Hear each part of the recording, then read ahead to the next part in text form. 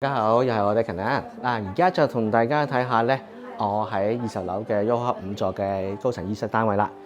咁先睇咗啦，呢個交樓標準啊，咁係清水房嚟嘅。咁見到咧呢一個單位啦，都可以外望咗內園嘅景觀嘅景緻嘅啦。咁亦都望到新元朗中心啦。咁亦都望到咧開放式廚房咧。咁開放式廚房咧呢度咧就分開咗兩個嘅。咁另外呢度咧可以做一個小 bench 啦，雙門雪櫃。煮飯就喺呢邊嘅。咁如果你問我咧，呢個單位咧有啲想像空白間私空間咧，喺呢一個位置咧會放翻一張雙人嘅餐台。好啦，咁我哋進入嘅其他房間嘅部分啦。咁呢個咧做咗小型嘅角窗啦。咁啊呢間睡房啦都非常之寬敞，我見到咧其實係可以咧做到擺一張雙人床之餘咧，亦都可以放到一個4尺嘅衣櫃嘅。好啦，咁啊跟住然之後去到浴室啦。浴室企缸設計啦，採用呢個交樓嘅標準。咁啊，去到主人房部分啦，見到咧呢度咧光線咧都十分之充足啊。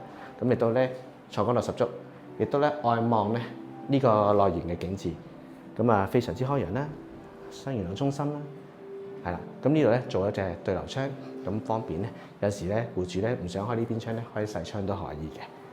好啦，咁呢條片咧就係咁多啦。咁啊，我哋下條片再見啦。同埋記得揾我 Deccan Chan 同埋 subscribe 我嘅 channel 啦。咁我哋下條片見，拜拜。